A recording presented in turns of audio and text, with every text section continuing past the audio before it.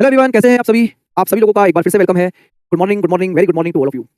तो आज जैसा कि आपको पता है कि भाई हमारा कोऑर्डिनेट ज्योमेट्री का टॉपिक चल रहा है और आज हमारी कोऑर्डिनेट ज्योमेट्री की क्लास नंबर सेकंड यानी ज्योमेट्री के सभी लेक्चर्स कंप्लीट करने के बाद आज आपके सामने जो टॉपिक है वो है कोऑर्डिनेट ज्योमेट्री की क्लास नंबर सेकंड। तो पहली क्लास के अंदर मैंने आप लोगों को यानी कि परसों यानी फ्राइडे उसमें मैंने आप लोगों को कोऑर्डिनेट ज्योमेट्री के कुछ बेसिक फॉर्मूलेस जैसे डिस्टेंस फार्मूला, दूरी सूत्र, विभाजन है ना, विभाजन सूत्र यानी कि सेक्शन फार्मूला। उसके बाद सेक्शन फार्मूला के बाद आप लोगों को बताया गया था स्लोप के पॉइंट्स, इसको बोलते हैं ढलान। फिर आपको बताए गए थे कोलिनियर पॉइंट, संरेख बिंदु और एरिया ऑफ द ट्रायंगल। तो ये कुछ चीजें मैंने लास्ट क्लास में आप लोगों के साथ डिस्कस की थी। तो एक बार आज इस लेक्चर को पूरा कंप्लीट कर देंगे क्योंकि कोऑर्डिनेट ज्योमेट्री से एक क्वेश्चन आपके पेपर में निकल के आता है। तो स्टार्टिंग करेंगे उस क्वेश्चन के साथ जो हम लोगों ने लास्ट क्लास में डिस्कस किया था। नहीं, 1 घंटे की क्लास होगी सिर्फ, क्योंकि ये लेक्चर छोटा सा ही है। तो मैंने सोचा कि इसको कंप्लीट कर दें और फिर अपनी अगली क्लास से अपने नए टॉपिक की शुरुआत करेंगे। कोऑर्डिनेट ज्योमेट्री का टॉपिक आप लोगों का आज भी चलेगा और पहला क्वेश्चन आप लोगों के सामने मैंने लगा दिया है। तो क्वेश्चन नंबर फर्स्ट आप लोग एक बार पढ़िए और मुझे बताइए क्या आपके क्वेश्चन का आंसर रहेगा। ठीक है, चलिए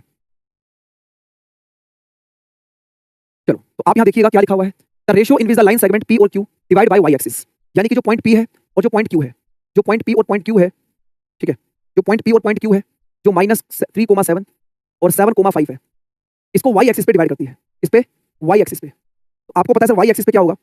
वाई एक्सिस पे क्या होता है कि सर वाई की वैल्यू तो कुछ ना कुछ होगी लेकिन एक्स की वैल्यू जीरो होगी। वाई की वैल्यू तो कुछ ना कुछ होगी लेकिन एक्स की वैल्यू जीरो होगी। और अगर एक्स की वैल्यू जीरो है तो यहाँ पर हम बात करेंगे एम एक्स टू प्लस में n x one divide by m plus n. तो एक्स क्या है, जीरो है। एम आपको निकालना है, एक्स वन कितना है, -3 प्लस में एन, एक्स वन कितना है 7। ठीक है, अच्छा एक्स टू किसी को भी ले लो। ठीक है, जैसे मान लो आपने बोला ये x1 y1 x2 y2, तो ये कितना हो जाएगा 7 और माइनस में n, x1 कितना है -3। ठीक है, divide by m plus n। तो m प्लस n जीरो हो जाएगा तो यहाँ कितना बचेगा 7m माइनस 3n बराबर जीरो। इसको लेके आएंगे तो 3n बराबर 7m। तो यहाँ से जो आपका m और n का रेशो है तो m की वैल्यू 3 रेशो और n की वैल्यू 7 रेशो। तो आपके जो क्वेश्चन का आंसर है वो आपको दिखाएगा 3:7, सी ऑप्शन। ठीक है, x1 y1 x2 y2। ठीक है, ये हमने लास्ट क्लास में भी एक ऐसा क्वेश्चन किया था जिसमें बेसिकली एक्स एक्सिस की बात कर रहा था। तो वहां पर एक्स की वैल्यू कुछ ना कुछ होगी लेकिन वाई की वैल्यू जीरो होगी। यहाँ पर आपको कह रहा है कि वाई एक्सिस की बात कर रहा है यानी कि वाई की वैल्यू कुछ ना कुछ होगी, एक्स की वैल्यू जीरो बनेगी। ठीक है, आगे बढ़ते हैं अगले क्वेश्चन की तरफ। अब देखो नेक्स्ट पॉइंट आपके सामने क्या है जिसके लिए मैं आपका यहाँ पर फॉर्मूला आपके सामने लिखा हुआ है ना। देखो आपने बोला कि डिस्टेंस निकालना है किसी भी पॉइंट का लाइन से। जैसे मान लो कोई एक लाइन है, इक्वेशन ऑफ कोई लाइन है, मान लो यहाँ पर कोई लाइन है और कोई बिंदु आपके पास है, कोई पॉइंट आपके पास है, कोई पॉइंट आपके पास। अगर आपको इस पॉइंट के बीच में डिस्टेंस निकालना है तो डिस्टेंस निकालने के लिए आप लोग इस बात को समझेंगे। ठीक है, कि आप देखेंगे ax1 + by1 + c क्या होता है, सी एक कांस्टेंट नंबर होता है किसी भी इक्वेशन में। x के साथ वाला वेरिएबल a यूनिट, y के साथ वाला वेरिएबल b यूनिट और c आपका क्या होता है, कांस्टेंट नंबर। अगर m अपॉन n लिखे तो इजी हो जाएगा। अरे भाई कैसे भी कर लो, इसमें कोई दिक्कत नहीं है, आपकी अंडरस्टैंडिंग आप कैसे काम कर रहे हो। ठीक है, चलो। तो आप देखेंगे ax1 + by1 + c अपॉन में अंडर रूट के अंदर a² + b² और ये मॉड क्यों लिखा हुआ है।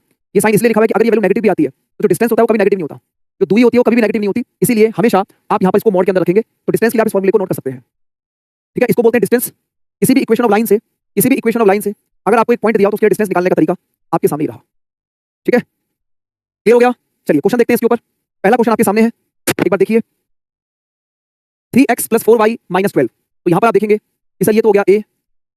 ठीक है, ये क्या हो जाएगा आपके पास a, ये क्या हो जाएगा b। ठीक है, और ये वाला पॉइंट हो गया आपके पास x1 और ये पॉइंट हो गया y1। तो मॉड में ax1 + by1 + c under root के अंदर a² + b²। बताइए है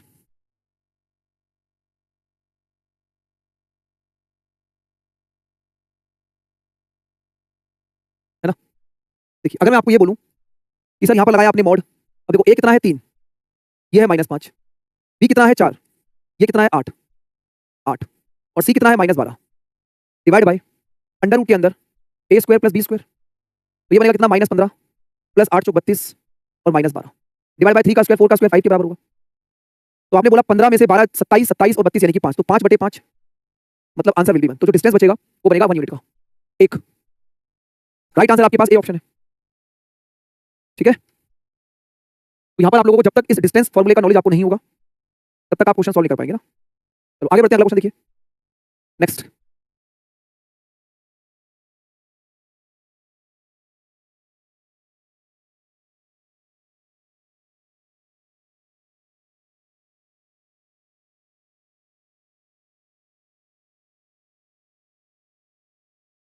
चलो अब यहाँ देखेंगे कि सर इधर अगर आप देखें तो x1 और y1 ये कितना है, तो 2 × 3 + 3 × 4 + 70 डिवाइड बाय अंडर रूट के अंदर 3 का स्क्वायर + 4 का स्क्वायर।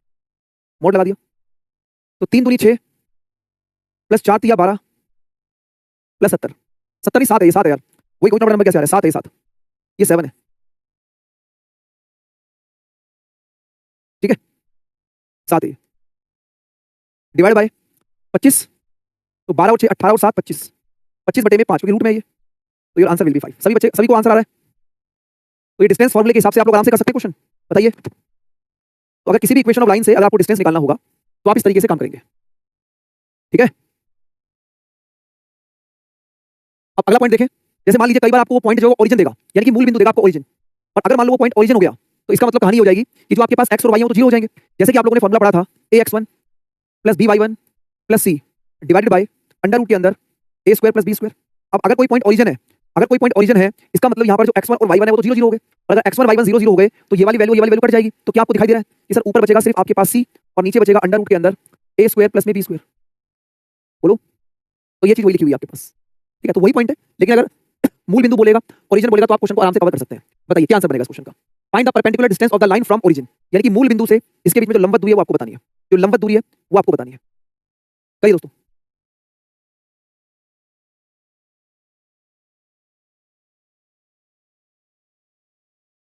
तो यहाँ पर सबसे पहले कांस्टेंट नंबर कितना है? 7 है, और अंडर रूट के अंदर 3 स्क्वायर प्लस में 4 स्क्वायर, तो ऊपर आ जाएगा 7 और नीचे 16 और यानी कि 5, तो आंसर बनेगा सी ऑप्शन, ठीक है।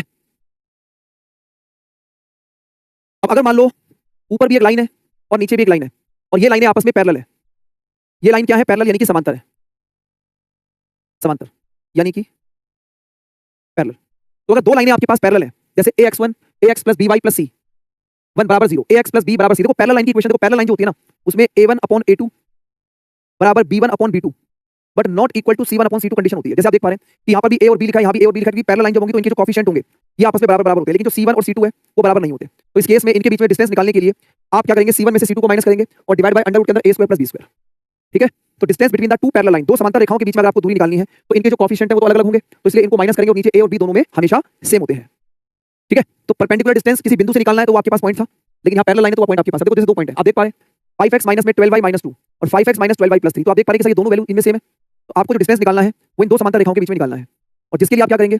c1 minus c2 under root के अंदर a square plus b square.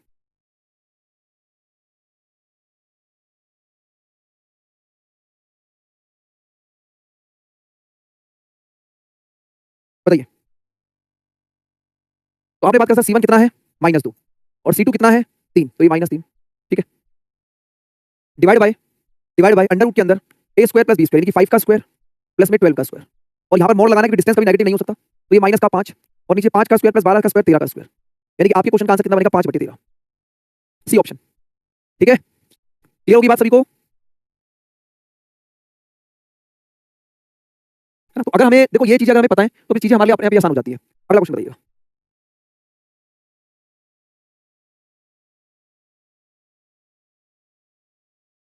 बताइए,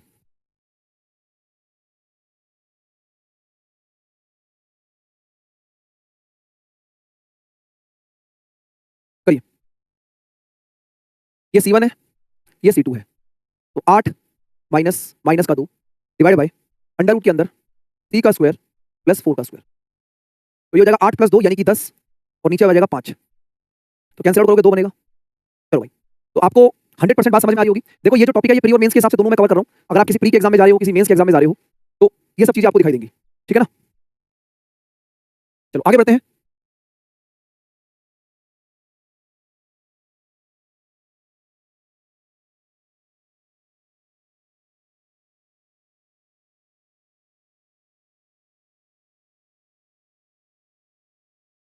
अब ये देखिए यहाँ से स्टार्ट करते हैं, ठीक है। जीडी में नहीं आता भाई, जीडी के एग्जाम में नहीं आता है, ठीक है। अब आपके सामने यहाँ पर किसी भी ट्रायंगल के 3 पॉइंट लिखे हुए हैं, मैं आपको हिंट दे रहा हूँ क्वेश्चन में। आपको एक ट्रायंगल में 3 पॉइंट दिए गए हैं, जैसे पॉइंट ए, बी और सी। जो पॉइंट ए है वो 1,1 है, जो पॉइंट बी है वो -1 कोमा में -1 है, और जो पॉइंट सी है वो माइनस में √3 कोमा √3 है। आपको ये बताना है ये ट्रायंगल किस तरीके का है। तो अगर ये ट्रायंगल किस तरीके का है, इसके लिए आपको यहाँ पर जो distance A B, distance B C और डिस्टेंस सी है, ये तीनों निकालने होंगे, और दो बिंदुओं के बीच में डिस्टेंस, ए से बी के बीच में डिस्टेंस, बी से सी के बीच में डिस्टेंस और सी से ए के बीच में डिस्टेंस आराम से निकाल सकते हो, ठीक है। अगर ये सारे डिस्टेंस अलग अलग आ गए तब तो ये विषमबाहु त्रिभुज हो गया। अगर ये सारे डिस्टेंस, दो डिस्टेंस बराबर आ गई और एक बराबर नहीं आई तो ये समद्विबाहु हो जाएगा। तीनों डिस्टेंस बराबर बराबर है तो ये आपका स्केलर हो जाएगा। और समकोण राइट एंगल आइसोसेलेस का मतलब समकोण भी है और दो साइडों का सम तीसरी साइड के बराबर भी है। तो ये आपके पास इस क्वेश्चन में डिस्टेंस फार्मूले का एप्लीकेशन यूज होता है। निकालो भाई, एबी के बीच में डिस्टेंस बीसी और सी है और फिर बताइए करेक्ट आंसर क्या रहेगा, बताओ।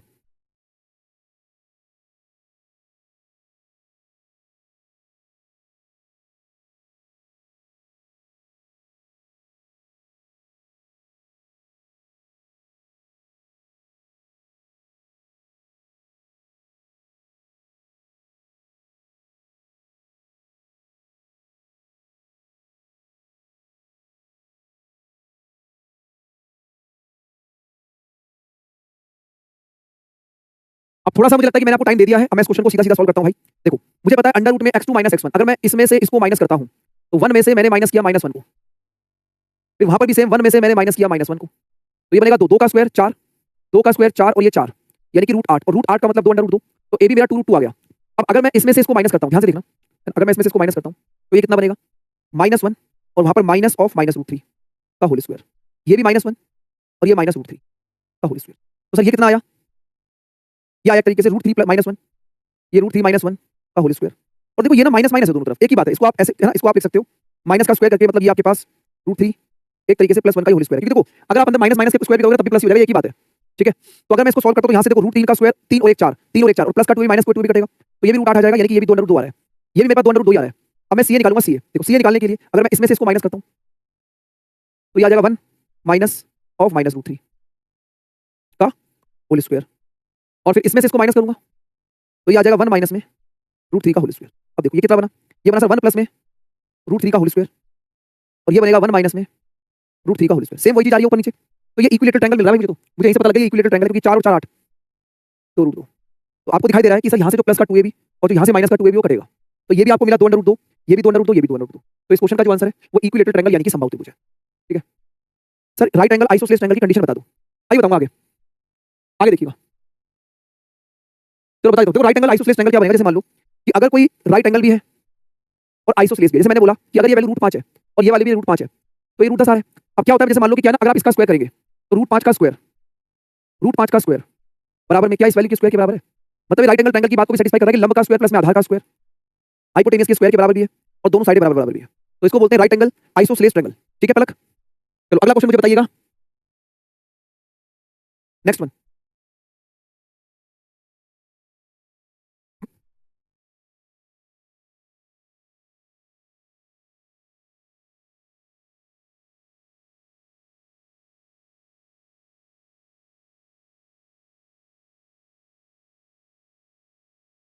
अब यहां पर आप बोलेंगे सर 4 पॉइंट है और ये किसी क्वाड्रिलेटरल के पॉइंट है, किसी चतुर्भुज के पॉइंट है। 4 पॉइंट जो है वो किसी चतुर्भुज के पॉइंट है, जिसमें अगर मैं बात करूं तो ए की वैल्यू 2, -2, बी की वैल्यू है आपके पास 8, 4, सी की वैल्यू है 5, 7 और डी की वैल्यू है -1, 1। तो ये चतुर्भुज किस तरीके का है। अब यहाँ पर स्क्वायर अगर होगा तो सारी distance A B B C C D D बराबर बराबर होंगे।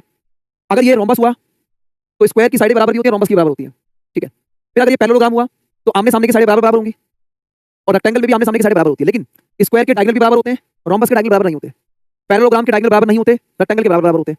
तो अब आपको यहाँ पर डायगोनल भी देखना होगा और A B B C C D और डी डिस्टेंस भी देखनी होगी। करो भाई बताइए।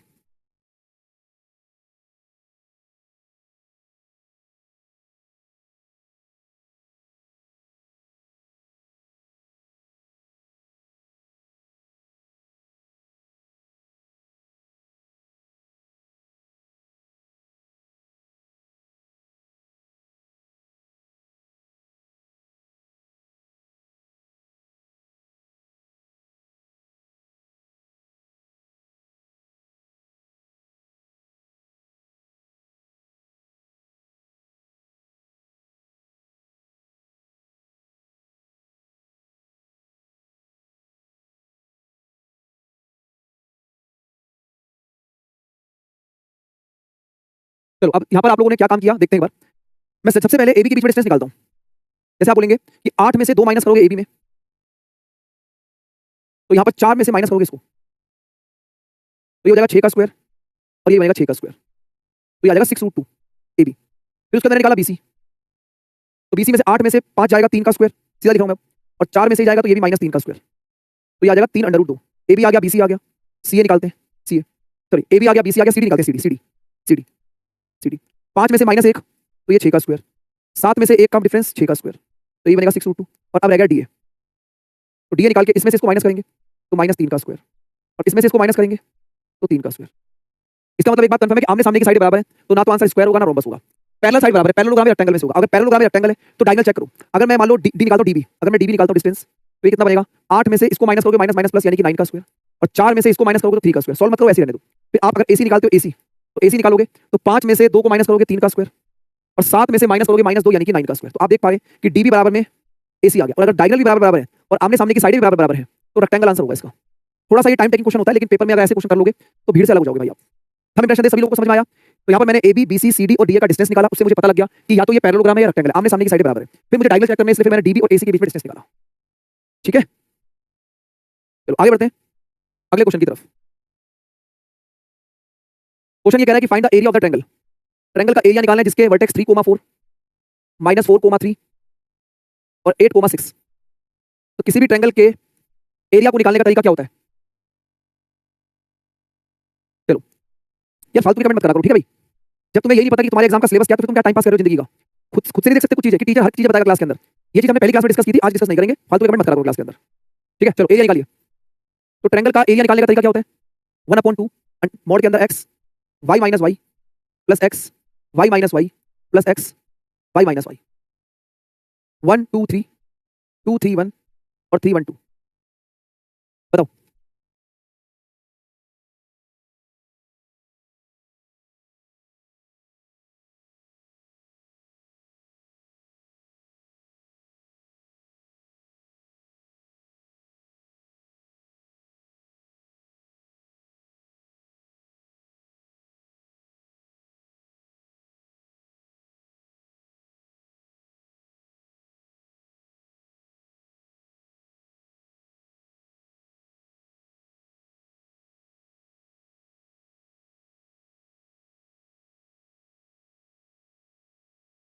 बराबर से बोलो।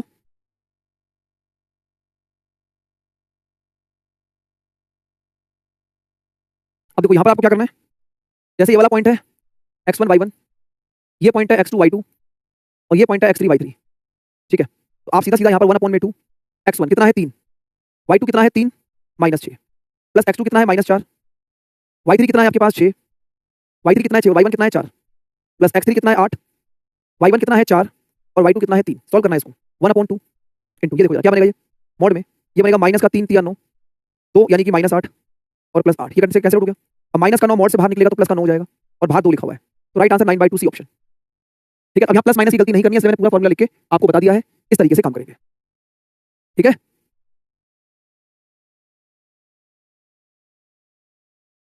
आगे बढ़े। ये बताइएगा,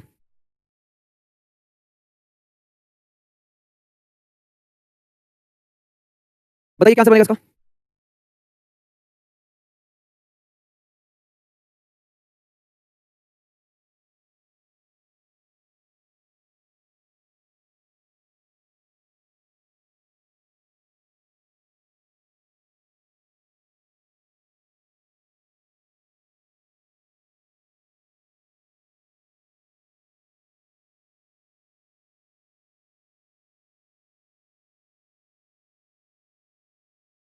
अब देखो व्हाट वैल्यू ऑफ के, ये जो इक्वेशन दी गई है इसके इंटरसेक्टिंग पॉइंट, इंटरसेक्टिंग लाइन का मतलब क्या होता है कि a1/a2 is not equal to b1/b2। जब देखो दो लाइन अगर एक दूसरे को काटेंगी तो इंटरसेक्टिंग पॉइंट होगा, एक कोई ना कोई पॉइंट बनेगा जिसको यूनिक पॉइंट भी बोलते हैं हम लोग। तो यहाँ पर a1 कितना है 5 और a2 कितना है 2 is not equal to, b1 कितना है 20 और ये कितना है k। तो ये आपकी इंटरसेक्टिंग पॉइंट की लाइन होती है। 5 चौक 20 यानी 4 गुणा में 2 8, तो k is not equal to 8। ठीक है, हाँ बिल्कुल सही है। अब नो सॉल्यूशन क्या होता है? नो सॉल्यूशन होता है जब a1 इज इक्वल टू और b1 is equal to b2 but not equal to c1/c2। No solution का मतलब पैरेलल लाइन एक तरीके से। नो सॉल्यूशन का मतलब होता है पैरेलल लाइन, समांतर रेखा जो कभी आपस में नहीं मिलेंगी। और अगर ये कभी आपस में नहीं मिलेंगी तो आपने देखा कि सर यहाँ पर इसके आगे 1 लिखा हुआ है, तो 1/4 is equal to 3/k 3/k, तो सीधा सीधा k इक्वल टू 12। तो k का मान क्या आ जाएगा? 12 आ जाएगा सी ऑप्शन। बोलो क्लियर हो गया? गोल्डी यादव हमारी रिकॉर्डेड क्लास चल रही है, पुरानी क्लास को लाइक किया हुआ है ताकि जिन बच्चों को यूट्यूब से पढ़ना उनको यूट्यूब से पढ़ाया जा रहा है। चलो क्लियर हो गया? k बराबर 12 है। Find the equation of the line which cut off interception 2 और 3। उस रेखा का समीकरण क्या है जो अंकों पर अंतः खंड 2 और 3 पर बनाती है। जैसे इक्वेशन ऑफ लाइन होती है x upon a plus y upon b is equal to c। ये कंडीशन होती है, इज इक्वल टू 1। ठीक है, ये कंडीशन होती है आपकी। इक्वेशन ऑफ लाइन जो होती है वो x upon a y upon b equal to 1 होती है। अब यहाँ पर अगर आप देखिए इंटरसेप्शन जो दिए गए हैं वो आपको 2 और 3 दिए गए, तो x अपॉन 2 y अपॉन 3 बराबर यहाँ से आप इक्वेशन लाइन बता सकते हैं। एलसीएम लेंगे, एलसीएम बनेगा 6, तो ये हो जाएगा 3x, ये हो जाएगा 2y इक्वल टू 1। तो 3x प्लस 2y बराबर 6। ठीक है,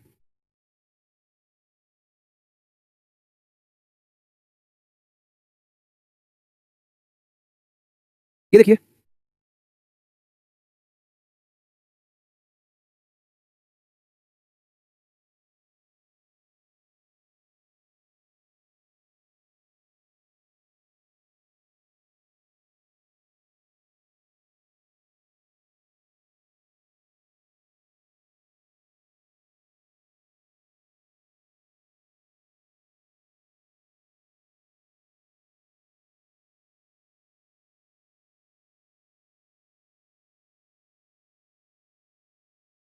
ठीक है। अब देखो यहाँ पर आपने देखा जैसे ये है ax प्लस बी वाई बराबर सी, तो यहाँ पर अगर आपने क्या करा, अगर आप सी देखो a ये x x और ये आपने लिखा a, इसको नीचे देखो, ये क्या करेंगे आप सबसे पहले a, इस देखो ax बाई सी, ये हो जाएगा b y upon c equal to 1। अब यहाँ भी अगर मैं लिखता हूँ x और इस a को नीचे लेके आता हूँ तो ये c अपॉन में a हो जाएगा, ये हो जाएगा y, ये हो जाएगा c अपॉन में b इक्वल टू 1, क्योंकि b को मैं नीचे लेके आऊँ। अब देखो यहाँ पर जो आपको बताना है कि the area of the triangle, यानी कि एरिया निकालने के लिए 1/2 ये जो इंटरसेप्शन पॉइंट होते हैं इन दोनों का प्रोडक्ट, जैसे ये हो जाएगा c अपॉन में a और c अपॉन b, तो एरिया ऑफ द ट्रायंगल जो है 1/2 ये कितना बनेगा c स्क्वायर अपॉन 2ab। तो कभी भी इक्वेशन ऑफ लाइन से अगर आपको ट्रायंगल का एरिया निकालना है तो यहाँ पर आप इस बात को भी ध्यान रखेंगे c स्क्वायर अपॉन 2ab। जैसे कि मैंने आपको पीछे बताया, आप इस चीज को देखो कि अगर मैं आपको बोलता हूँ कि यहाँ से एरिया ऑफ द ट्रायंगल निकालना है तो आप क्या करेंगे 1/2 a इंटू b, तो यहाँ से आप बोल सकते हैं कि ये एरिया ऑफ ट्रायंगल को भी रिप्रेजेंट करता है। ठीक है, क्लियर है। अब देखो भाई नेक्स्ट जो कंसेप्ट आपके पास है, लास्ट कंसेप्ट है आपका, जिसको हम बोलते हैं रिफ्लेक्शन पॉइंट। रिफ्लेक्शन पॉइंट यानी कि इसको बोलते हैं इमेज। एक तरीके से आप इसको मान के चलें कि ये इमेज होती है, ये इमेज होता है। अब यहां से एक क्वेश्चन आपके पेपर में आता है, काफी आसान होता है ये। ठीक है, जैसे मान लो कि अगर आपके पास कोई भी एक कोऑर्डिनेट दिए गए हैं, है ना, तो ये ना, ये जो लाइन होती है वाई एक्सिस, ये मिरर की तरह काम करते हैं। जैसे अगर मैं आपको बोलूं कि यहां पर अगर मान लो एक बिंदु है, ठीक है, एक बिंदु है मान लो यहां पर, कहीं पर भी मान लो एक पॉइंट है, तो जितना ये इस मिरर के आगे है इसकी जो इमेज होगी वो भी मिरर की उतनी ही पीछे बनेगी। ठीक है, रिफ्लेक्शन का मतलब होता है इमेज। जैसे आप कभी भी किसी शीशे के आगे खड़े हैं तो जितना डिस्टेंस आपका शीशे से आगे है उतना ही डिस्टेंस आपका पीछे भी जाता है ना। क्लियर है, तो आपने इस बात को समझना है। अब क्या होता है कि कई बार आपको बोलता है कि एक्स एक्सिस के अकॉर्डिंग और कई बार बोलता है वाई एक्सिस के अकॉर्डिंग। तो एक्स एक्सिस के अकॉर्डिंग जहां पर बोला गया है तो एक्स एक्सिस के अकॉर्डिंग यानी कि एक्स की वैल्यू तो सेम रहेगी, वाई की वैल्यू चेंज होगी, और वाई एक्सिस के अकॉर्डिंग मतलब वाई की वैल्यू सेम होगी, एक्स की वैल्यू चेंज होगी। ठीक है, तो अभी मैं आप लोगों के सामने कुछ क्वेश्चन रख रहा हूं, जैसे आप देखेंगे find the reflection point of x axis के अकॉर्डिंग रिफ्लेक्शन पॉइंट बताइए पहले का। तो आप यहां बताएंगे मुझे कि अगर मैं आपको बोलूं कि 2,5 का रिफ्लेक्शन पॉइंट क्या बनेगा, तो एक्स एक्सिस में एक्स आपका सेम रहेगा और वाई आपका क्या हो जाएगा, चेंज हो जाएगा। तो डायग्राम बनाने की जरूरत नहीं है। अगर मैं आपसे बोलूं कि पहले वाले पॉइंट में ये 2,5 है, दूसरे वाले पॉइंट है -5,2 और तीसरा वाला पॉइंट है 3,-7, तो अगर आपको इसका रिफ्लेक्शन निकालना है तो यहाँ पर एक्स एक्सिस के अकॉर्डिंग एक्स सेम रहेगा यानी कि 2 का 2, और जो वाई आपका 5 है वो रिफ्लेक्शन में जाके -5 हो जाएगा ना, क्योंकि अगर ये मिरर से 5 की दूरी पर है तो ये -5 की दूरी पर चला जाएगा, है ना। तो ये 2 - 5। अब इस तरीके से यहाँ एक्स की वैल्यू तो सेम रहेगी और वाई की वैल्यू 2 की जगह कितनी हो जाएगी, -2। सेम यहाँ पर एक्स की वैल्यू कितनी है 3 और वाई की वैल्यू -7 की जगह +7। बोलो क्लियर है। अब यहाँ आप मुझे वाई एक्सिस के अकॉर्डिंग बताएंगे, इसके बगल बगल में लिखूंगा, ठीक है, मैं इनके आंसर वाई एक्सिस के अकॉर्डिंग इनके बगल बगल में लिखूंगा। आप जल्दी से इन क्वेश्चन के आंसर को निकालिए, आसान होता है पेपर में, बहुत ही ज्यादा आसान। निकालिए भाई, सारे पॉइंट निकालिए, फिर वेरीफाई करेंगे।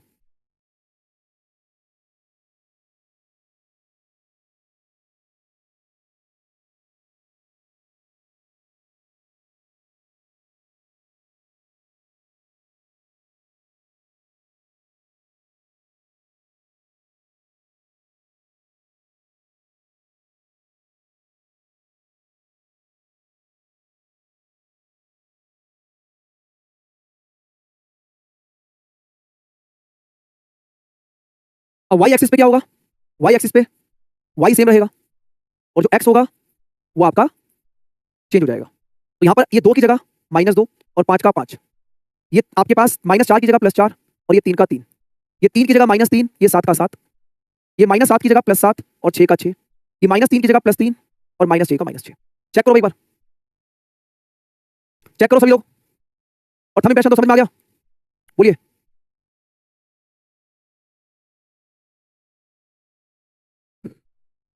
तो ये था आप लोगों के रिफ्लेक्शन पॉइंट वाला कंसेप्ट, जिसको आप आराम से बता सकते हो। जैसे इस क्वेश्चन को देखिए, बताओ भाई कौन सा ऑप्शन है? एक्स एक्सिस के अकॉर्डिंग आपको कह रहा है रिफ्लेक्शन बताना है एक्स एक्सिस के अकॉर्डिंग, तो एक्स एक्सिस के अकॉर्डिंग एक्स की वैल्यू तो सेम रहेगी, वाई की वैल्यू 4 की जगह -4। बी ऑप्शन, देखते हैं आंसर लगा दोगे। इसी तरीके से अगर वाई एक्सिस बोला गया है, तो वाई एक्सिस में वाई तो आपका सेम का सेम रहेगा और एक्स 5 की जगह -5। तो इस केस में आपका आंसर सी ऑप्शन हो जाएगा। यह है रिफ्लेक्शन पॉइंट। ठीक है, तो ये कोऑर्डिनेट ज्योमेट्री की सारी चीजें मैंने आपको पढ़ा दी हैं। आपके जो वन डे एग्जाम होते हैं उससे बाहर आपको कुछ नहीं मिलेगा।